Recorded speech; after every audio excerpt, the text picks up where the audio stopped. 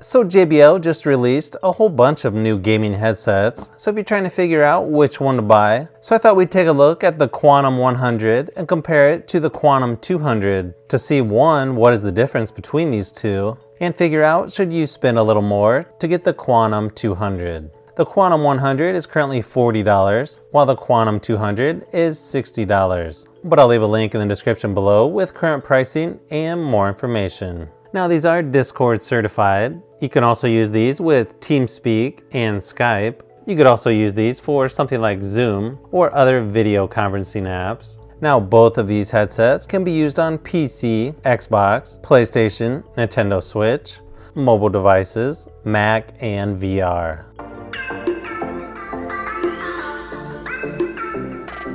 One of the key differences between these two, with the Quantum 100, you're going to get 40mm drivers, and on the Quantum 200, you're going to get 50mm drivers. Now, you get a detachable voice focus microphone on the Quantum 100, where you get a flip up to mute microphone on the Quantum 200. You also get a PC splitter on the 200, where it's just a 3.5mm on the 100. So first, let's take a look at the JBL Quantum 100.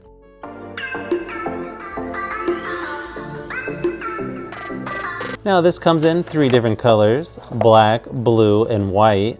So inside the box, you've got a detachable microphone, which I gotta say, this is a really cool design. It feels like really premium build quality and definitely a little more unique than some of the other headsets I've tested. You also get a quick start guide, safety and warranty information. Okay, so I've gotta say, this is definitely a pretty cool design, especially for a $40 headset. It's really nice that the ear cups swivel so they can fold flat. Even though the 3.5mm cable is non-removable, it feels like a really high quality and very unique design to it. So the sliders on here are plastic, but again, the design looks really nice on these. Ear cups on these have a lot of adjustability. On the left ear cup, you've got the volume wheel, mute button, and microphone jack.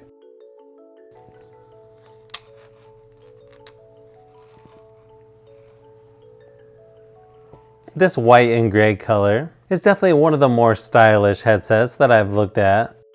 You got some really nice soft padding there, sort of a leatherette material on the inside of the headband. It definitely has some nice soft memory foam there on the inside of the ear cups. Okay, so for 40 bucks, yeah, this is pretty good quality. Definitely a lot of plastic going on. But as far as look and design, yeah, this has to be one of the best looking headsets I've seen, in the $40 price range anyways. Definitely doesn't look like some of the cheaper headsets that I've tested. So now let's take a look at the Quantum 200 and see what you're gonna get when you step up from the 100.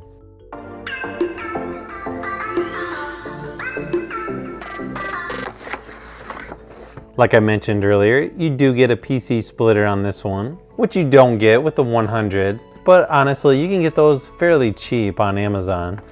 You're also getting a quick start guide, the same safety and warranty information as on the 100. Something in Japanese or Chinese. Looks like maybe some kind of quality control. I'm not really sure.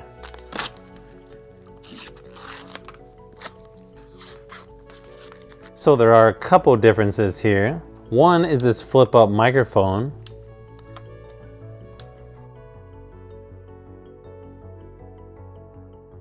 On the outside of the ear cups, you do have a high gloss finish versus the matte finish on the 100s. Looks like you get the same built-in 3.5mm cable. Really nice quality, although it isn't detachable.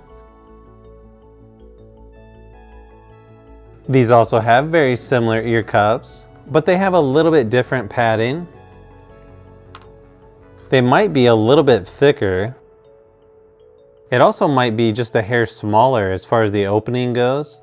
It's kind of hard to tell until I start using these. On the inside of the headband, it looks like you've got the same amount of padding and material. Looks like the same plastic adjustable sliders there on the side.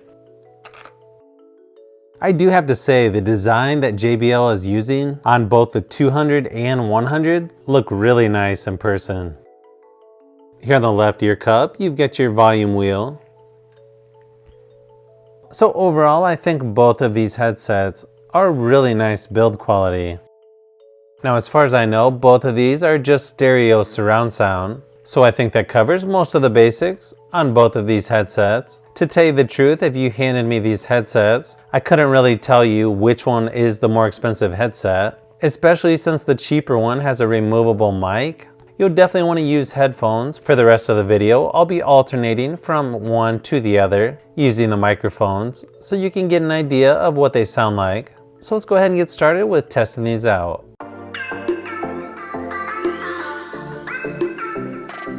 This is a mic test for the JBL Quantum 100. This is compatible with Xbox One, PlayStation 4, Nintendo Switch, mobile devices, Mac, and VR.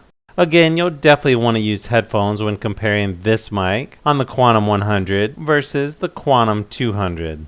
Up in the corner is the microphone that I'm using. After testing both of these two headsets, the first thing I noticed right away was the Quantum 100 is a little more comfortable for my ears and also seems a little more lightweight than the 200s. The 200s seem to have a little more clamping force, but did loosen up a bit after a while and are actually pretty comfortable. But when it comes to which headset is more comfortable, I'd have to go with the Quantum 100.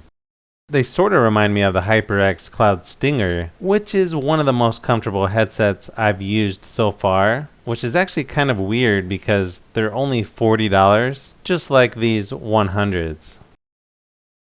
Now this is a mic test for the JBL Quantum 200. This is compatible with Xbox One, PlayStation 4, Nintendo Switch, mobile devices, Mac, and VR. When it comes to which gaming headset sounds better or has better audio, this one is actually pretty close. You can hear which direction footsteps are coming from or which direction someone is shooting at you from. Fairly decent on both, but the 200s seem to have a little better bass than the 100s, and they also have better clarity when listening to things like podcasts.